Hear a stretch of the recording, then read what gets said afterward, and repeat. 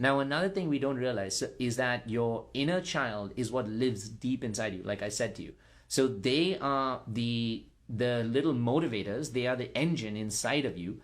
And until their wounds are healed, they're going to keep asking you for that love, validation, and connection. But until you find a way for yourself to give it to yourself, you're going to keep depending on someone else to give it to you. And here's the unfortunate truth. No one, not a single person on this planet is going to be able to give you that. You have to be able to get them for yourselves and give them to yourselves. The best case, and this is something, again, like I like having this conversation around it. I like using this example. So the best people on this planet to be able to reparent you would be your parents, because those are the ones whose love you really want. But think about it today.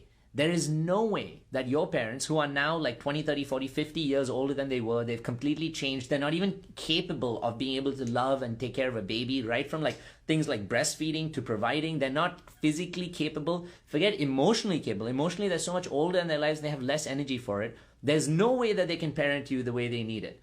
And then second, you are not the baby that you were. You are now so much older in your life. Your ego has developed so much more. Your like identity has developed so much more. Your relationships have changed so much more. All of that has like created this new version of you for yourself that at this point, if you went back to your parents and you said, I want you to nurture me and love me and validate me the way I was when I needed when I was a kid, they'd be like, I mean, pardon the French, they'd be like, yeah, fuck off. There's no way I can do that. Or even if they want to try, there's no way. You'd be like, well, this is not working, mom. Let's replay this scene. Except this time, I, as a 30-something-year-old, will lay in your lap, and I want you to rub my hand. Your mom's like, dude, my knees will fucking break if you think you can do that with me. So that was comical, but the truth is, if we can't get that, that's the best thing. But if they can't reparent us, there's only one other person who really can truly reparent us, and that is ourselves. Because we have all of the context. We have all of the motherfucking context from our childhoods. We have the story. We are witness to the wounds. We know everything that's in there. We know what we were exposed to. We saw our parents as who they are. We saw what we didn't get from them, and we know what we really want to get from them. And so we have the story of what we can change and recreate so that we can get that love and connection that we really want.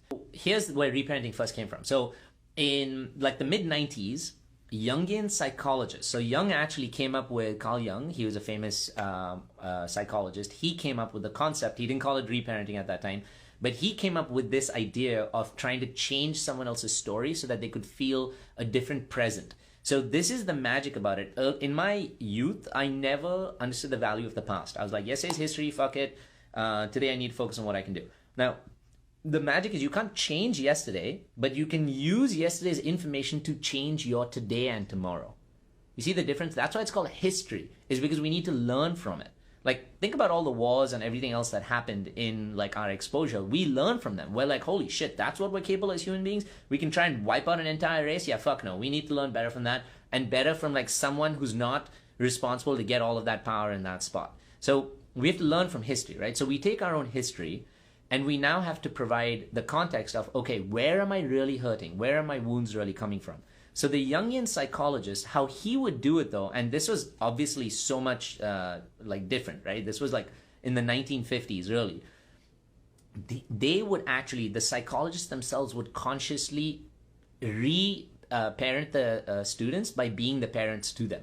So they would parent the students in an attempt to now be that parent that the child really wanted. This, I've read up so much about this, and it's really interesting because it's very tempting to want to do. And sometimes in like our own lives, we can see ourselves trying doing it with friends and other people, but it's very dangerous, which is what they discovered. So what they would do in this place is they'd show up every time their client showed up, they'd create a different persona, and they would give them the love, the validation, connection, listen to them, really see them, really understand where they're coming from, understand the value of their identity, etc. They would really do that for them. And so initially, the person started to develop so much more differently. The person started to develop with so much more security, with so much love, because they finally started to feel like someone really loves me. My parent, my mom or my dad really wants to be there for me. They really love me. They really want to show up for me, etc. Now, the problem was when this went on consistently, there was a massive dependency on the therapist from the student, from the person who wanted to be reparented. And that's really dangerous, because two things. One, what happens when the relationship is terminated for whatever reason? If the therapist says like, yeah, I don't think we can move forward, etc.